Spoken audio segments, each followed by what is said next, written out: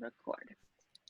All right, team, we are now recording. I believe we have 6 participants on the books right now.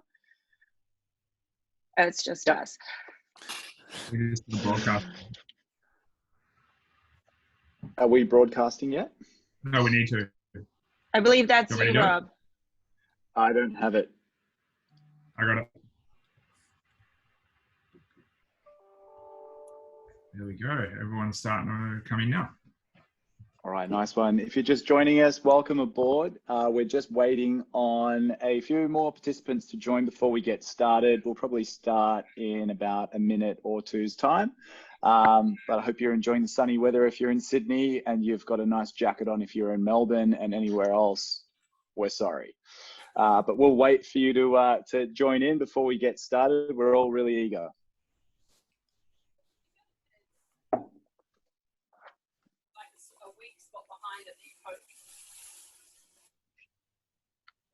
We do ask that anybody who is not on the panel is muted, though. That's okay. All right. If you're just joining us, we're just waiting on the last few attendees to trickle on through before we go ahead and get started. G'day, Tim. Thanks for the shout out there, mate. Look, I think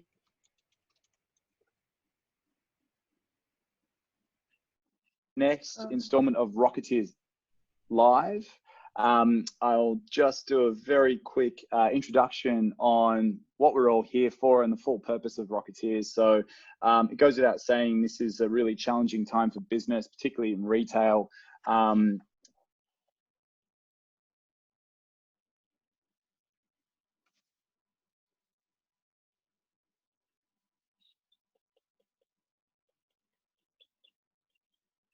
We pulled together the Rocketeers of retail because we're all trailblazers in our areas, and we're here to help the industry grow. So it's really good to come together and talk about things that are important to us, and hopefully you can take something away from today from some of the real geniuses in the business. And with that, I just wanted to give you a very quick overview as to the Rock. Oh, no.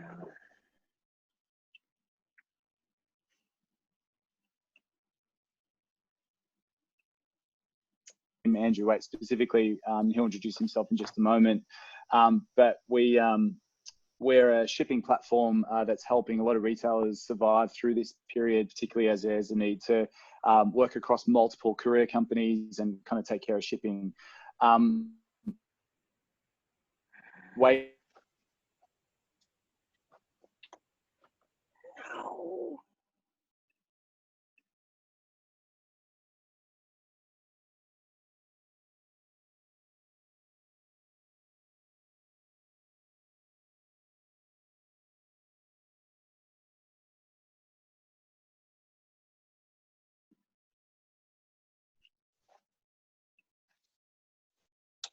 We're going to cover today is going to be raw, it's going to be edgy. But before we get cracking, I'd love for each of you to just introduce yourself for a couple of minutes. So Sal, did you want to just give everyone a heads up as to who you are and what Sen Ali is all about? Of course, thank you for having me. I am so happy to be here. So my name's Salvatore. I own Sen Ali Coffee Roasters. We're 15 years old. We're a specialty coffee business, and all that means is we buy coffee directly from farms, so crop to cup, buying high-grade coffee of an 85+ score. We pioneered that space, and we love roasting coffee. Oh, there's a photo. Nice one. Thank you very much, Sal. And Dean, do you want to just give us a bit of a heads up as to what the Party People's all about and what it is that you do, mate? Yeah, good timing actually, Rob. You can see some balloons going in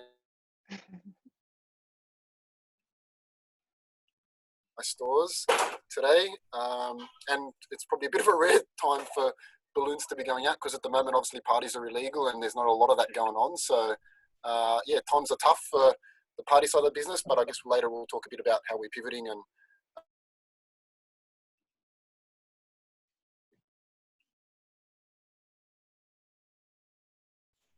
Good stuff. I can't wait to get into this with a little bit more detail, Dean. And Craig, you've joined us as a panelist covering media. So do you want to give us a bit of a heads up around what you do and who you are?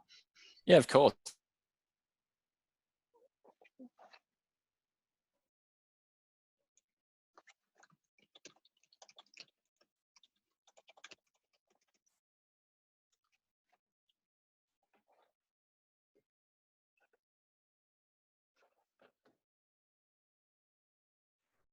expecting lots of obviously very interesting things at the moment happening in the market because of what's going on. So yeah, thanks very much for having and keen to get into it all.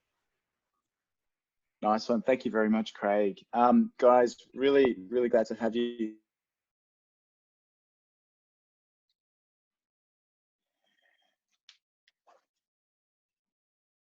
Housekeeping. She's going to keep us honest on timing at the moment.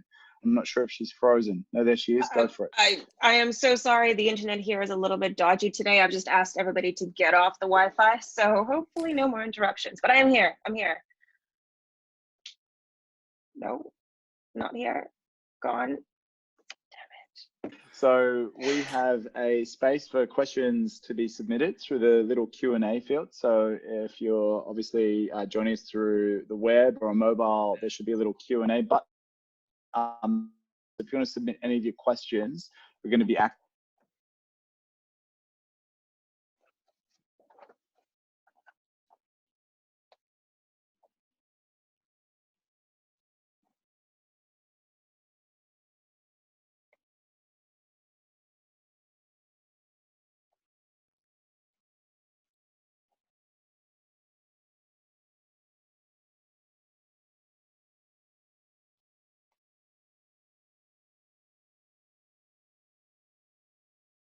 So what clever marketing have you kind of seen across your industry or across your client base, even for Craig? You know, I guess probably Sal, Dean, do you want to sort of start and say, what are you seeing across the industry more generally changing as a result of the coronavirus?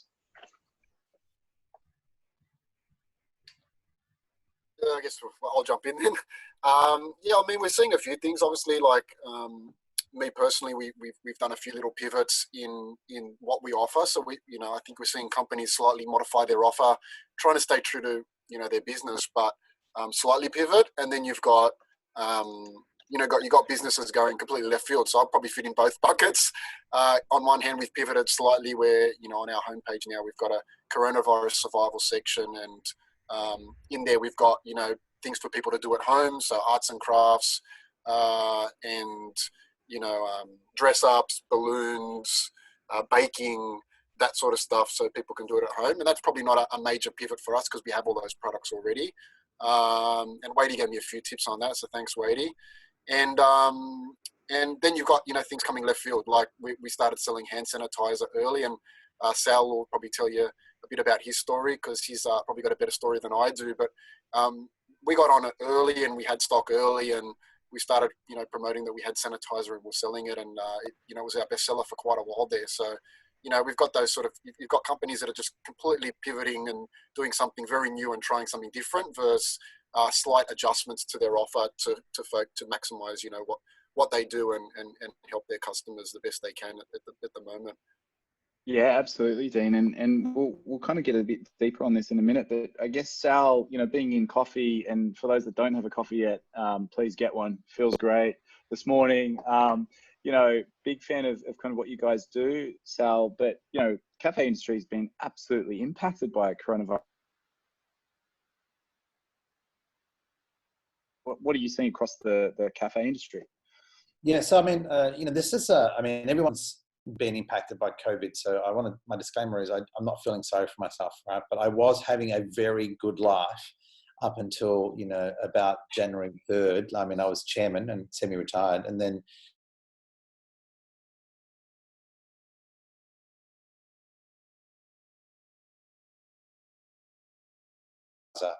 and that to me, it was interesting. And I thought, well, that's interesting. So I did a bit of homework and got all my inputs lined up and started really early getting a hand sanitizer production business in place. And of course, by the time coronavirus hit Australia, we were ready to go. We had the ethanol, the inputs, the bottles. So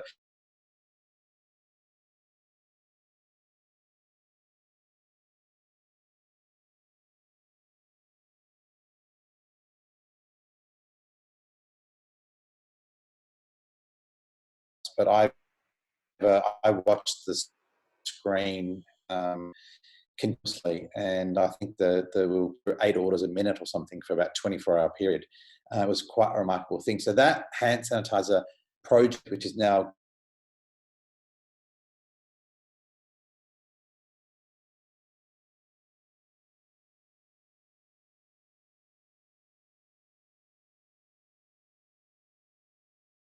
Rob so rightfully, is hospitality was decimated.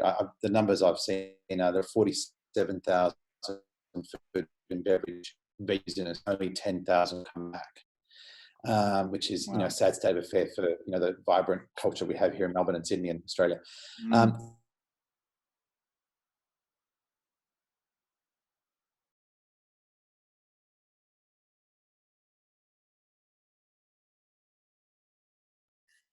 So unlike restaurants, people were never going to give up on coffee.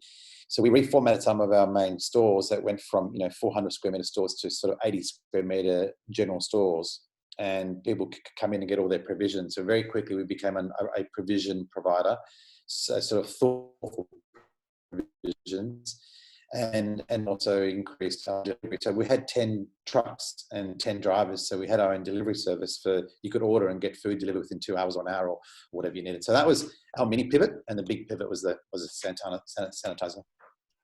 So basically, we got two drug dealers on this thing. We've got you, Sal, and people. When I tell people I do party supplies, they look at me funny as well. So. I think it's because you're around the San Susi area there, Dean. But no, look, Sal, I think that's such a devastating statistic that only 1 in 5 in the hospitality industry will come back from this. I think the glimmer of hope is what you've been able to do to turn the ship around, and it's a tremendous turnaround story. And I mean, and Dean, parties being illegal, trying to flip that as well. But there is this underlying thought, and kind of saw it in the paper probably a couple of weeks ago, where the sanitizer trend has actually picked up, a medical supply trend. You've got eBay banning sanitizer and kind of health product sales, etc. And there's a view of profiteering. Have you copped any social flack from the community on what you're doing? Yeah, I can go first there, because I if you don't mind, because I Please, yeah. thought what we were doing, and still believe what we were doing, was it ticked 3 boxes, right? Like, it kept people, it gave us a good chance of having a solid foundation post-COVID, but it also provided something that was needed, and you just couldn't get hand sanitizer. Like, there was none, and we would have had, if I said to you, we probably had 90% love within our own ecosystem. So when we were just talking to our own, we probably had a 99% love. We went outside that ecosystem and did some AdWords and so forth. I reckon we probably had, I don't know, 15% of trolling and comments about price gouging and that kind of stuff. I opted to remain silent on it, because trying to explain to people that putting together a bottling plant in 7 days and trying to guarantee the amount of inputs you needed to make it all work was more expensive than just mixing 3 ingredients.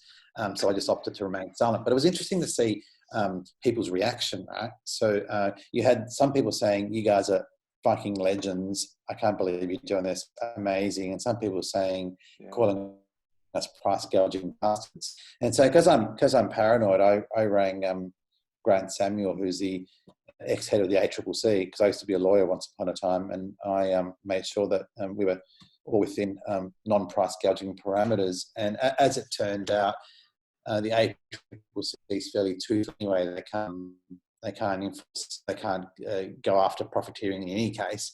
But we were sitting squarely in the middle of like most expensive and cheapest, or somewhere in the middle, and it was a hand bottled product made by our guys. But it was interesting. It hurt my feelings, to be honest, Rob, for a while. I'm over it now, but it's interesting to see people's reactions in times of crisis. Yeah, look, I my stance on this is, if it helps the community, and it's an essential service for everybody, because there's a real challenge in sort of getting it. So I didn't really understand the negative flack around profiteering off of it. But I guess, Dean, did you see a similar thing happen to your social pages and things like that, or what was the customer response to you pivoting into that space? Yeah, look, strangely, we haven't really seen that much negative, and I expected some, to be honest, and it's something I'm sort of keeping a close eye on. But one thing we were really worried about when we on our navigation item, we put coronavirus survival and some marketing. I've got a marketing degree background, and it almost felt like a no-no to be putting that word coronavirus there and look like we're trying to take advantage. I don't know, we've just been lucky. We just some of our competitors have done some similar stuff, and they've copped flack big time. And I don't know why we've escaped it, to be honest. But look, we've just tried to be true to ourselves, really. Just trying to go, look, like you said, Sal, we see it that we're doing a service to the community, and we looked at, people need sanitizer, we can get it, let's provide it. We're adding to the supply chain. People are struggling with their kids at home, so let's see how we can help them out. People are struggling with mental health, so how can we brighten their day? And just trying to focus on who we are and what we do, and try to help them. I've interestingly had more customers. I've never had so many customers come in. I actually spent some time in the stores the last couple of weeks, and I've never had so many customers thank us for being open. I've never had that before. I've never had a customer thank me for being open, and yet every second one comes in like, "Oh, thank God you're open. My kids are driving me crazy. I want to pick up some balloons. What do you got? I want to pick up some costumes." And it's just really strange, but we're lucky to. So, Rob, if I can jump in there, we ended up supplying Royal Flying Doctors and squadrons of the Army and some Victoria Police. So, we had government departments or, essential services who couldn't get hand sanitizer thanking us. In fact, we managed to, one of the quotes on our webpage, we turned around for the Flying Doctors within an hour, enough stock for them to start flying again. So that's actually what we did. That's amazing. It was really cool. Yeah, loved it. So. Yeah, well done on that one. And I look, there's obviously, the pre-coronavirus world. I found ourselves in our business, we kind of had this big strategy, and we were kind of all working toward this amazing strategy as to where we wanted to go. And this thing kind of just hits you from out of nowhere, and you're like, okay, well, we can kind of pick up a bit of work here and kind of look at how we can help retailers out, etc., or help our customers out through this time. There's a slight pivot that takes place. And then all of a sudden it starts eating your original strategy, and the assumptions that you had in the strategy before don't make sense anymore. And I think you touched on a great point around your marketing had to change, and the wording that you started to use, Dean and Sal. I can imagine, there was quite a difference in how you're communicating to the COVID customer, I guess. How did it impact how you go to market? Maybe Dean, if we start with you, and then Sal, we go a bit deeper on how do you start talking about sanitizer, being such a socially driven business yourself, and then Craig, maybe some insights you've seen. So Dean, why don't we start with you, mate? Yeah, look, I don't know that I can add a whole lot. I mean, we obviously early on we started thinking about it. To be honest, like when we started seeing effects in the business from February onwards, we saw a few jitters, and that I guess is why, like Sal, I guess that's the entrepreneur in us. We start seeing things change, and we start thinking, how can we adapt to what's going on, and is there a trend here we need to consider?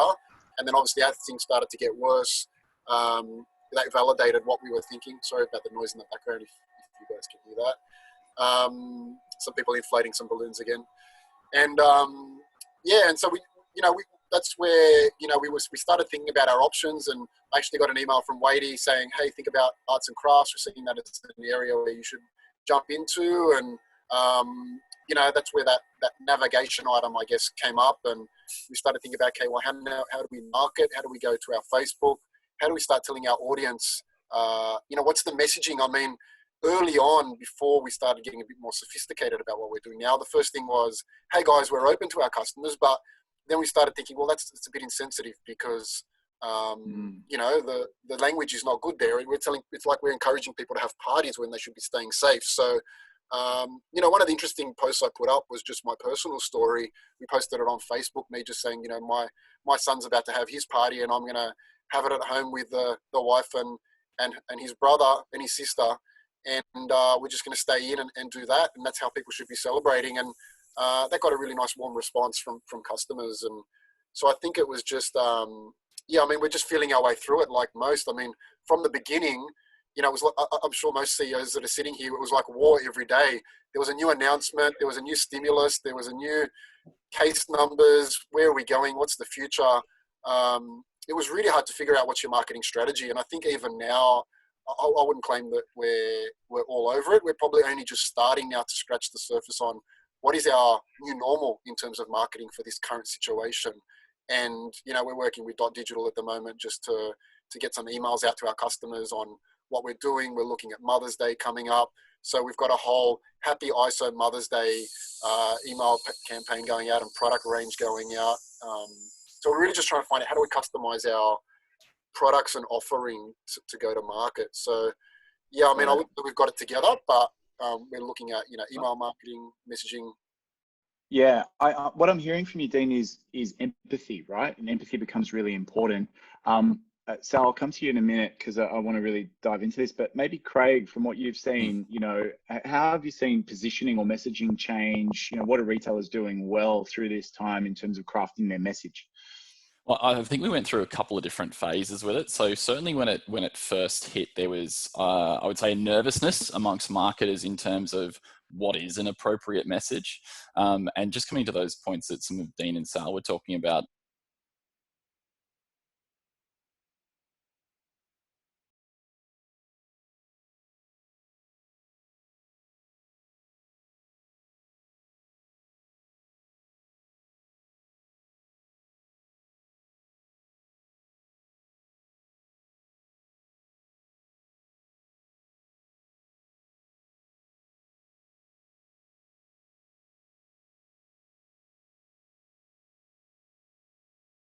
consumers would go through on this. So there was sort of the initial shock period where it's like, oh, it's coming, there's lockdowns coming. And that's where we saw things like the run on toilet paper and that sort of stuff in the stores. We then went into a bit of a shell shock period where there was, the lockdowns were happening and there was sort of, everyone was at home for those first 3 to 5 days kind of going, what is this all about? You know, this feels very strange. And then we started to get into what we're kind of in now, which is that new normal, where everyone's kind of just accepted that this is how it's going to be. We're going to see slow restrictions, you know, restrictions slowly start to ease over the next few months. And then at some point down the track, whether it's a vaccine or a treatment or something, you know, big from a positive standpoint, there will hopefully be a sort of a pivotal moment at some point where there's a real enthusiasm and response across the board. So what we've tried to do with each of our clients is to work out the response at each of those different stages, depending on their industry, depending on the products they're selling. Is it appropriate to be pushing it? Is it not appropriate at that particular point in time? And then just changing up the messaging, changing up the imagery, changing up what products they're focusing on, what services they're focusing on, kind of depending on, is it going to be appropriate? And also, is it going to be useful for customers?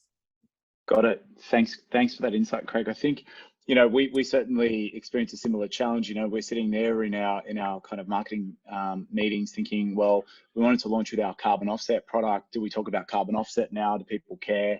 You know, some voices in the room are saying it's super insensitive to be even talking about anything other than coronavirus now. You look at Mark Ritson, if anyone follows him as a marketing guru, and he says every man and his dog is talking about coronavirus.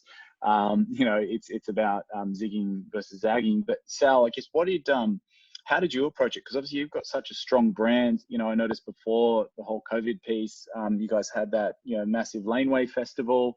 It was quite a huge movement. You know, how do you then pivot away from that and start talking about sanitizer of all things? Yeah, right? Christ. I mean, that New Year's Day party, we had 6,000 people, and that seems like it was 10 years ago now. That was a cool party. Look, I have to, my brand, and I don't know whether this is good or bad, but my brand's an extension of me. And so early on Instagram, I wrote, you know, pages and pages of heartfelt stuff. And as I wrote some of those messages, I was having a little bit of a cry as well. And one of the things that I wrote, I think 2.5 engagement rate or something, and people commenting and so forth. So I was just being really real. I was saying, this is really bad for a lot of people for different reasons. If you can help us, and if you can help others, help others. So that was my approach because it felt most cathartic and most real. And then, you know, of course, we, you know, rode the world's largest hand sanitizer wave and managed to get a product to market really quickly. And because of our brand, I guess, people trusted the product and we sold lots of it, right? But we also did a couple of things that were fun, right? And I don't know whether I can show you this on a screen. I'm not sure if I get this right or wrong, but for example, this. So, you know, we started releasing t-shirts like stay the fuck home or, you know, social distancing or whatever. And people love it. And we stuck out. and as Craig was saying, I went through the emotions pretty quickly, from denial to acceptance pretty bloody fast. And once I got to acceptance and decided this is the new normal, there's no point whinging about it. Let's just get on with it. So, and getting on with it at Sonali is always a combination of having, you're going to find it for me. Thanks. It's in shop. If you go to shop, it's in isolation t-shirts. There it is. Yeah. And once you've accepted the normal, you just get on with it, right? So we did like 120 Easter boxes for home delivery for roast meal. We do the weekender box where you get a bottle of Starwood whiskey and a 6-pack of beer and some other bits and pieces, and that's our new normal. So we did the acceptance really early. We spoke to our people from the heart, and we'll come back. We saw what we could to fill a need, and now we're just getting on with the new normal. And the new normal for us is going to be e-commerce 1000%. We have to, and I've learned a lot from this. And products. I mean, we have to be able to ship products, because coffee is a product, right? But cooked food is hard work. Shipping food around, but we've got a few things up our sleeve. Thanks, Rob. I'll tell you about it maybe. Yeah, nice one, Sal. So, look, I think I want to go a bit deeper just for the attendees on the line. Really to get deeper in terms of specific marketing tactics and maybe what they could take away from this as well. Craig, have we noticed a change in the channel mix, like communicating different messages, heartfelt messages from Sal on social? I'm thinking about what AdWords we're now buying up, all those sorts of things. I mean, what's shifted in terms of how we're marketing through channels?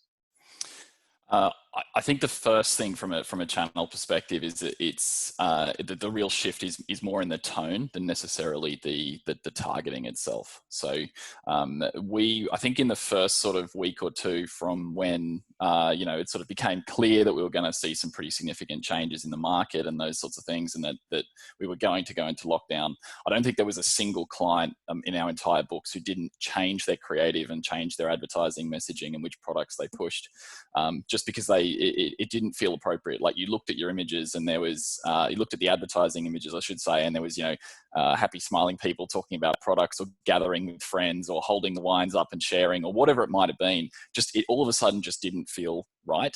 And so we pretty much went right through our client base and looked at, well, how do we need to change the tone of the message to be appropriate for the particular offering that this particular client had. So I don't know if it was necessarily a channel flip, but we definitely saw a change in the demand across each of those channels. So because something like Google search obviously is very dependent on who is actually searching for something and how many people are searching for it, it naturally moves with demand. So if you're all of a sudden finding that you are selling a particular product that's going really well, it was actually about responding to those changes in demand quite quickly, readjusting budgets, readjusting how much you're allocating towards those particular products. Whereas with some of the social stuff, we actually saw the opposite impact in that there is a lot more people spending time on social channels right now. Things like YouTube, video consumption is massively on the rise. And what that's actually done is decreased the costs on some of those platforms.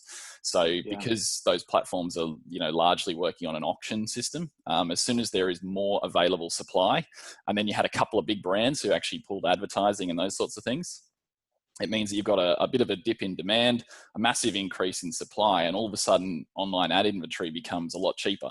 So some of our guys who went a little bit harder in those early phases with their advertising spends and their campaigns actually did considerably better than what they would have done during normal times, for no other reason than they sort of held their nerve, than when a lot of other people sort of panicked and started to turn things off and take the budgets away. So a real interesting mix. Wow. So Sal, have you doubled down on any particular channels? Are you on TikTok doing the floss dance, or what's going on? So I agree with Craig 100%. I always think when maybe this is just my DNA, but I reckon when things are tough, go harder, double down, and like I'm an all-in kind of guy. So we either the whole thing sinks, or we double down and do well. So I think one of the mistakes that I made early on, which I was relatively inexperienced, but when we did the the ad spend. I think our CPC, I think is what you guys call it, customer per cost or whatever it's called. It was like $1.68 or something, right? And the average spend was like $150. I should have probably, gone 10 times on that one, but I just couldn't believe what was happening. But it's interesting because I've met with our brand partners, and you'll see a lot more of us making noise, because instead of traditionally we don't spend money on advertising because we get a lot of PR for free, but I've even decided this time to spend some money on advertising. So perhaps after this, I should have a chat to Craig, because this is a time to come at us with strength. So I'm saying we've got a strong foundation, we've got our scaffolding in place. We know it's going to get better at some time. We don't know when, but there's no point waiting for it to get better. I think we should, get stronger and go harder. So we are double downing. In terms of TikTok, we've explored TikTok. I mean, strangely, my kids got me onto TikTok really early. The youngest one is 13, and we, as a family, spend 30 minutes a day on TikTok. Just trying to find a way to commercialize TikTok's a bit harder, I guess. I know that our digital person who helps us run stuff, and she's probably watching this. So shout out to Sarah. She's got a meeting with TikTok next week, so I know that we're there. I'm just not quite sure how you make money out of TikTok yet. I can't hear you, but sorry. There you go. I can imagine, Sal. So I guess you kind of mentioned PR was a traditional channel which was earned, and now you're looking more at paid. There is a general consensus, and I think for anybody who's interested, I shared a Harvard Business Review article about marketing in a recession around 3-4 weeks ago. I think it's a really relevant one, and it says, during these times, absolutely go harder. Procter & Gamble, which is kind of the master behind a lot of that thinking, is definitely upping their media spend during this crisis, because it's not only a global pandemic, but will also trigger a recession. And I think the overwhelming consensus is, consumers are looking for meaning and purpose and responsibility, and that's where the role of brand can really take that place. Dean, Can I add something to that? Sorry, Rob, just on the back of that, no, just please, as you were Craig. talking, because the Harvard review is one of the ones that's most cited in terms of during recessions is actually when market share jumps around the most. So during good times, brand fight really, really hard to capture 2, 3, 4, 5% market share.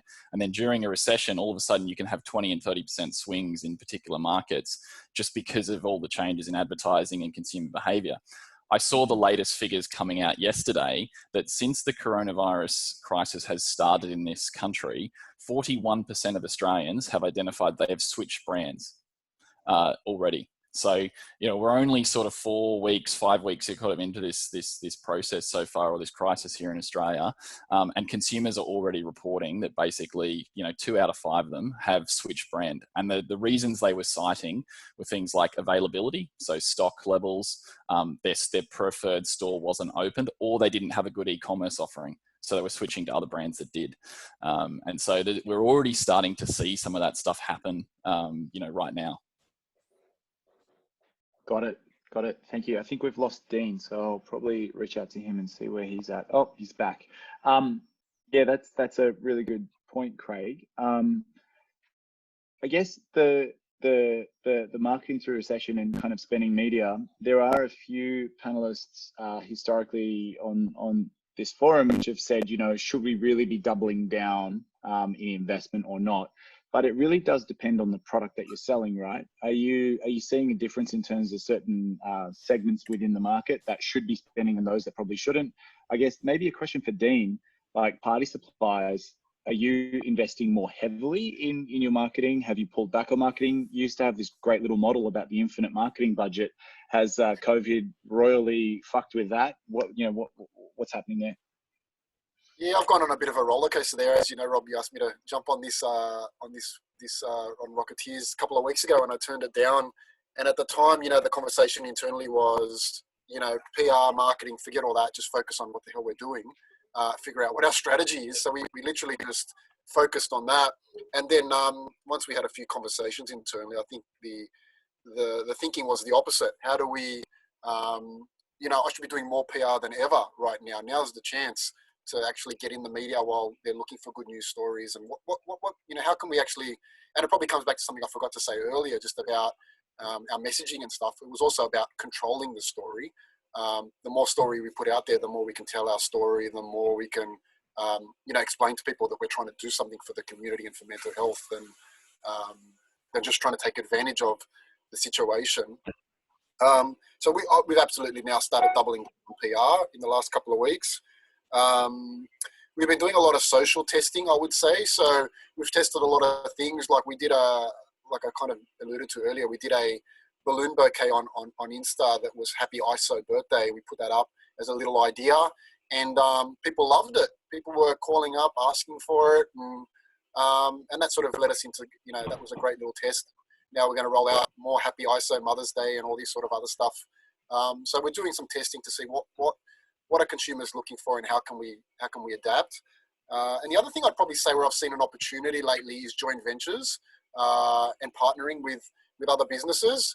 So, obviously everyone's hurting at the moment, and it probably, I would say, definitely makes people a little bit more open to conversation about partnering. So at the moment, we're having a few conversations with a few marketplaces, which once it's public, we can share more about that. It's a pretty big one for us. We've done a joint venture with an Easter show bag company to sell their show bags as gifts for Mother's Day, which they'll launch on our website, if not today, tomorrow. What else have we done in joint venture? There's quite a few conversations that we're having at the moment with a few different companies on how we can work together to get us through this. I mean, Sal and I, before this meeting, we said we should have a chat afterwards. So, we're all looking at opportunities to work together. And I think at the moment, there's a lot more opportunity with joint ventures than there might have been before, because people are looking for any opportunities they can get and are open to ideas at the moment. Got it. Yeah, I totally agree with that point on partnerships as well. I think it's a great time to be in the industry because you're seeing the best minds in the business really come together, which is really going to benefit the end customer at the end of the day. Digital transformation is kind of accelerating, under COVID as well. And with that comes increased competition, right? So if you're doubling down, chances are your competitors doubling down too.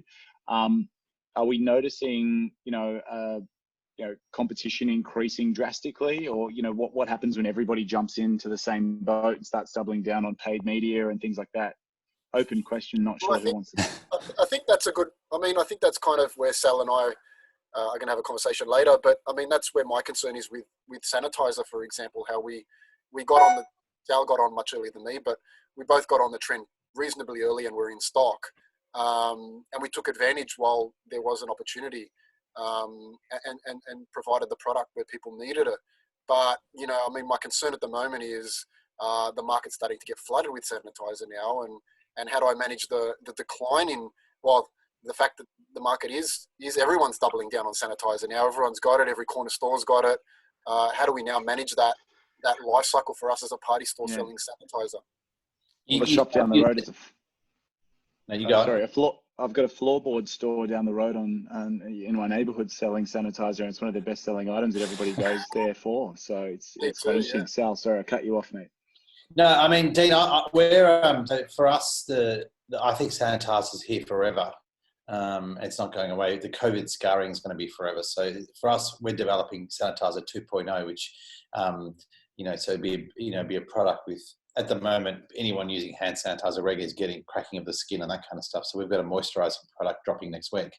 And then the week after, it'll be a liquid soap. So there'll be 1, 2, and 3 where you can wash your hands, sanitize your hands and moisturise them in a beautiful bracket on walls. And so all our wholesale customers will be... Yeah, I love what you're doing, Sal. Free.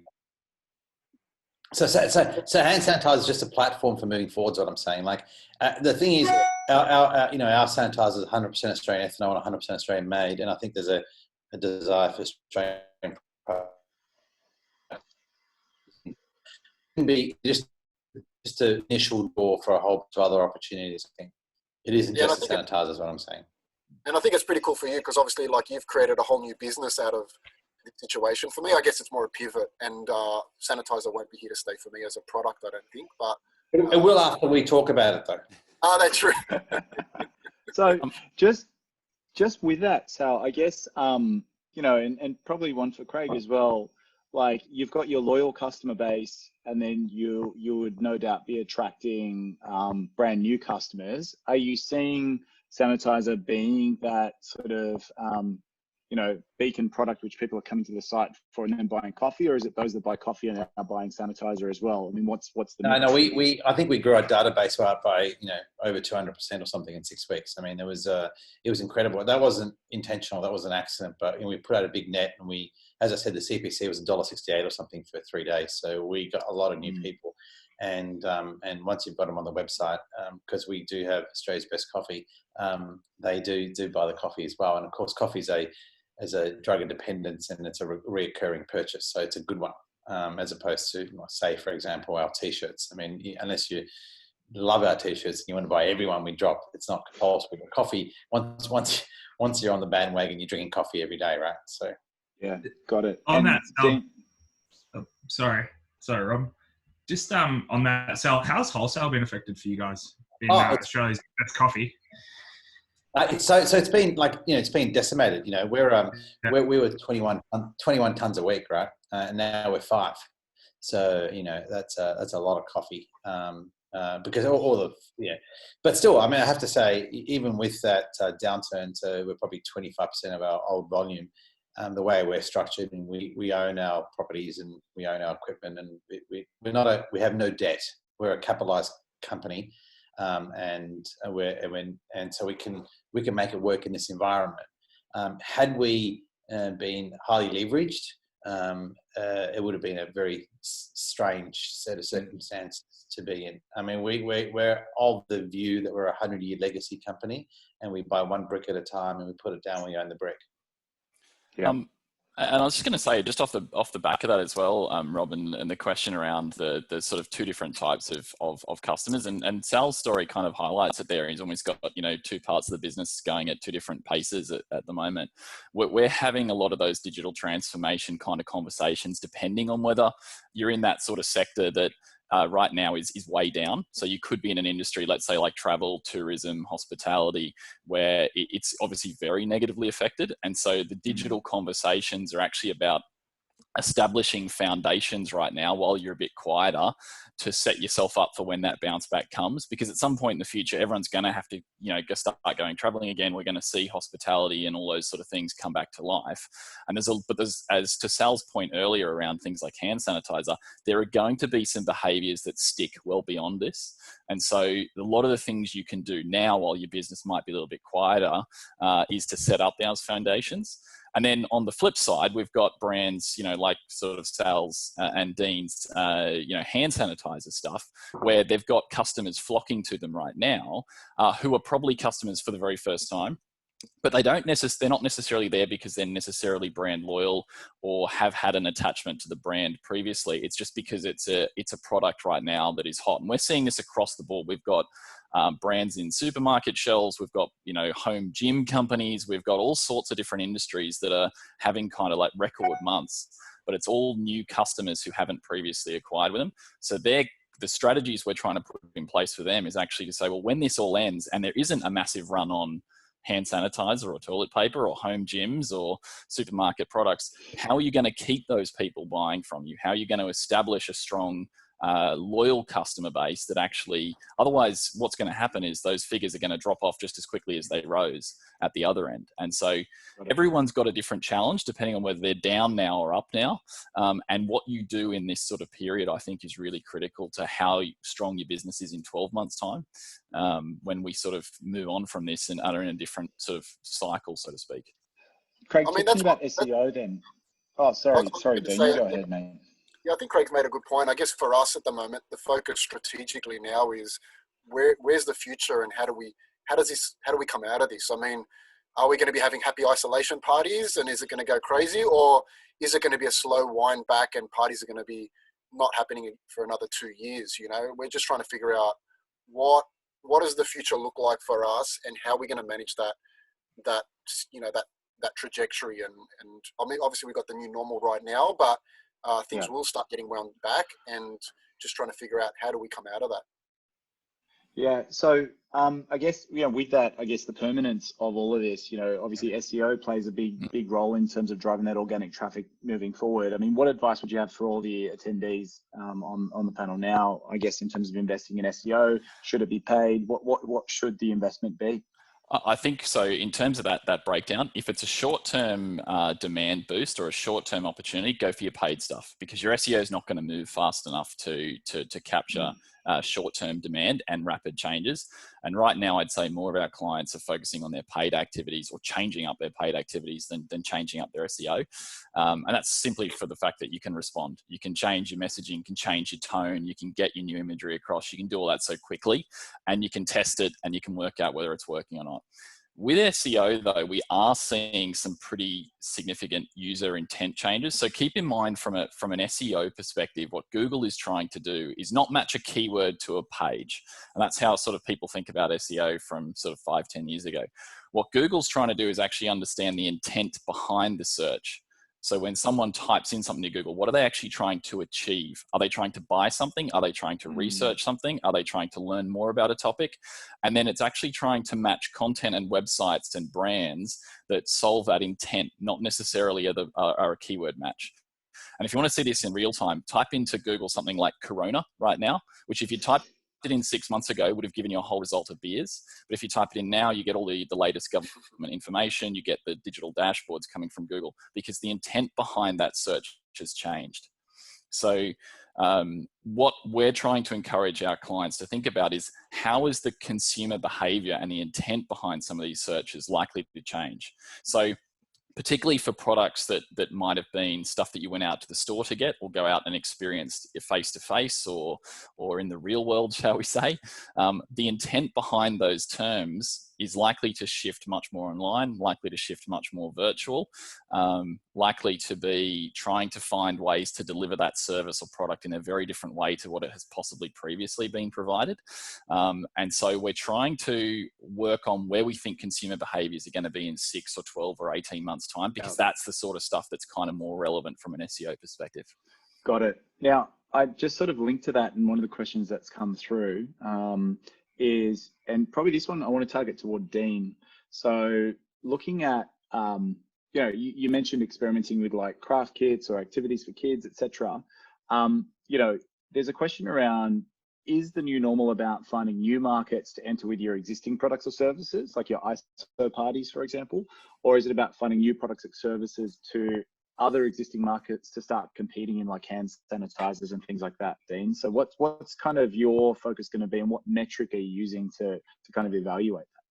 Yeah, so I think it's more about finding new products and new avenues to market that are going to be long term. So, for example, I mean, we're looking at this idea of pulling together a package for how people can have an isolation party with multiple guests from home. So can we send them, costume packs to all the kids and a backdrop and all that, so they can all have a party on a Zoom call or something like that. So we're kind of trying to figure out what that might be. And then, we started asking ourselves with the question, we started brainstorming that was, well, is this short term or is it long term? And no, it's probably more, we're trying to find avenues that are long term. So, why wouldn't that be something that someone might do if they move house to another country and want to have a party with their family in multiple countries? So yeah, it's probably more, what are the sustainable long-term strategies?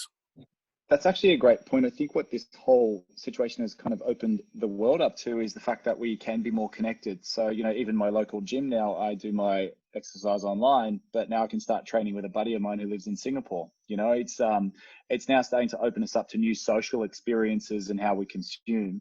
I guess, one of the questions that's been asked, and also something that we kind of promote quite heavily, is this whole shipping and returns become the new wages, right? So, moving from physical bricks and mortar, where, you got to keep the lights on and keep everything furnished and staff paid, moving online. The cost of online now is really about shipping. So we're seeing a lot more movement into free shipping. Is that something that's important for either of your businesses at the moment in terms of that marketing proposition? Maybe Sal?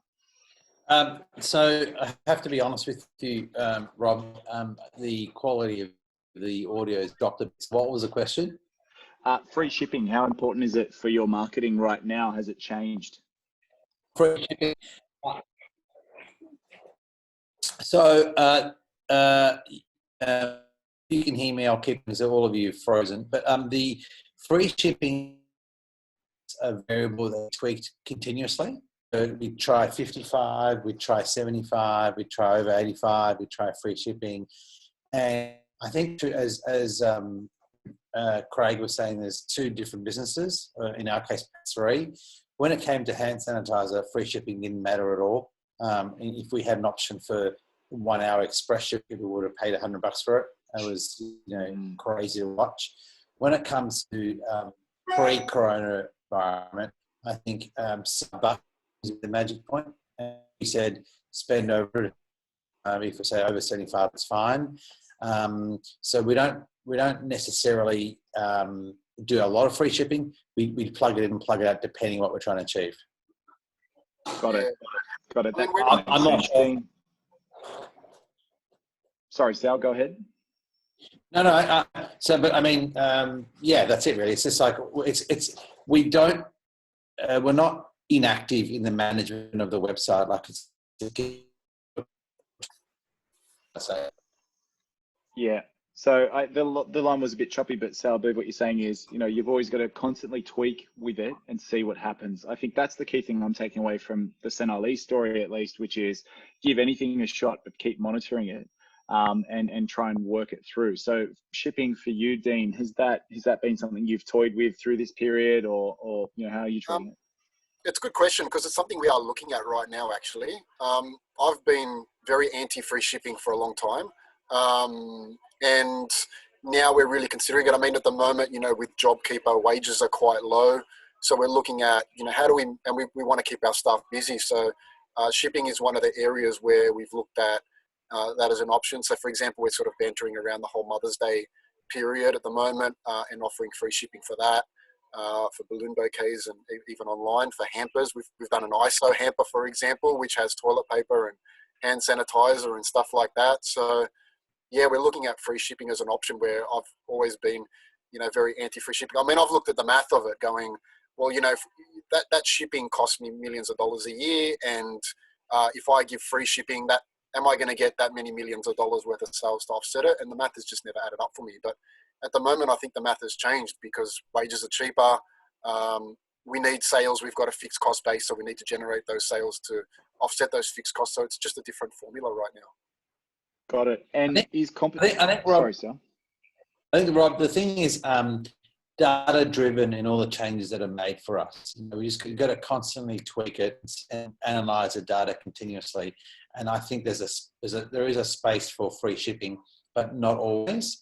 And I think you need to just look at the data daily. Yeah, that's a great point, Sal.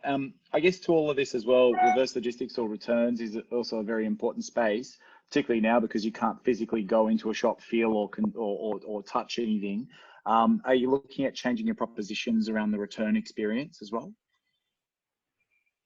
Well, we have stores, so they're kind of that's like that for us. But we have a very low percentage of returns anyway, so it's not. I'd imagine.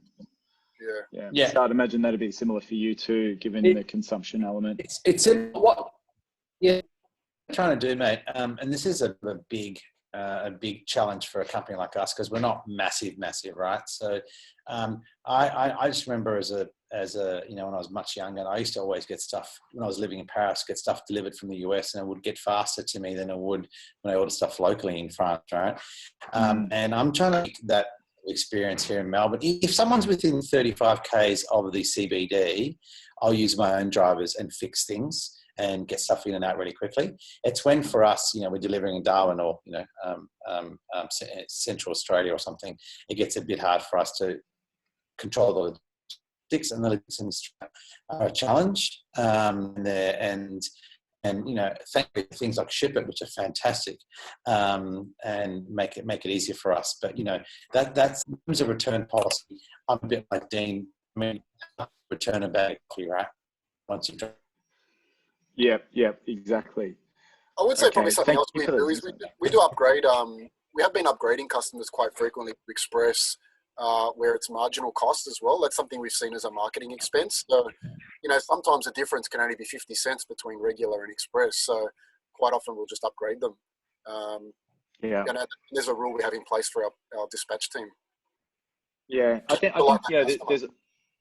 there's a lot to talk about around the shipping experience in the last mile. Maybe we could sort of open that up as another topic for another webinar. But maybe just conscious of time as well. We've got a couple of minutes to go, and I know Christina's going to kill me if I go over. But one last question I just wanted to ask, and maybe point this one direct to Craig. Obviously, the terrain ahead is really uncertain. We've heard on this this chat today that some behaviours are going to be here to stay, and there are permanent pivots in place for at least Sal as well. How's consumer psychology going to change post-COVID, and therefore, what advice would you have for all attendees on this call to kind of focus on in their marketing? Yeah, I think it's almost a given now that there's going to be behaviours that people take on during this period that are here to stay. Retail, like online as a percentage of retail in this country, started the year at about 10 to 12% as a total, and we're now in probably a 6-month window where, if you exclude sort of petrol stations, supermarkets and pharmacies, we're talking about figures of 80-90% during a period of time where everyone sort of is forced to shop online. We're not going to start 2021 at 10 to 12%. Now, how high it actually is anyone's guess, but that behavior of people shopping online is going to be here to stay. And the real telling stat out of it so far is that it's the number of new people, it's the number of first timers. And normally that grows quite slowly in terms of the number of first-time online purchases, but it's sort of exploded on us in the last 4 weeks or so. So that sort of stuff is going to continue. I think you're going to have trends towards low touch and no touch offerings in terms of delivery services. I think things like, I saw Domino's Pizza doing their zero touch, pizza guarantee and all that sort of stuff. I think the general sort of consumer expectations around some of that sort of stuff is going to stick around. And so in terms of what people on the call today can be looking at, I think the biggest thing is it's going to accelerate trends that already existed. So the shift towards online and to digital and to some virtual experiences and doing more video conferencing calls and all that sort of stuff, that was already happening. It was happening at 1 to 2% a year. It was chipping away at market shares. It was chipping away. It was kind of like death by 1,000 paper cuts kind of trend. What coronavirus is going to do is it's going to just massively accelerate those trends that were already there. So if you want to know how to respond, go looking at the trends that were chipping away at 1 to 2% a year before all this started, and kind of assume that a lot of them are going to really quickly accelerate. And then we're going to start the next year, 2021, with a whole new sort of foundation layer of what that looks like. There you have it. Thank you very much, Craig. Team, I think we're out of time. Christina, do you want to do a bit of a wrap up? Thank you so much for investing your time, by the way, guys. Really appreciate you taking that time out of your days. Christina, over to you. Just one more, Rob. I think there was just a question on the customer journey expectation map that Craig had referred to earlier in the presentation. I've got it up on my screen now. Craig, sorry, I didn't ask your permission prior to sharing it earlier. That's okay. That's all good. Yeah. So in terms of next steps, obviously we're all very grateful for the time that you guys have shared with us today. We're grateful for the attendees that have posed questions. We are going to be setting a recorded version of this webinar up on YouTube, where it will be accessible forever. We will also be sending out an EDM to all attendees, just reiterating some of the points that we raised today, some resources that they can access post-chat, as well as some of the generous offers that the panelists have offered to all of our attendees. As Rob and Wadey have been pointing out, we are going to continue this chat on our Slack channel. The link is in the webinar chat. I will reiterate that again in the post follow-up email. So please join us over there and we can keep talking. Thanks again, everybody. Happy Friday, whatever that means. Thanks, Steve, Dean, Sal, Craig. Thank you. Thanks for having us. Thanks for your generosity, everybody. And I hope you have a great Friday, and be safe and be well. Thank you for joining us. Take care. Bye. I'll give you a call. Talk to you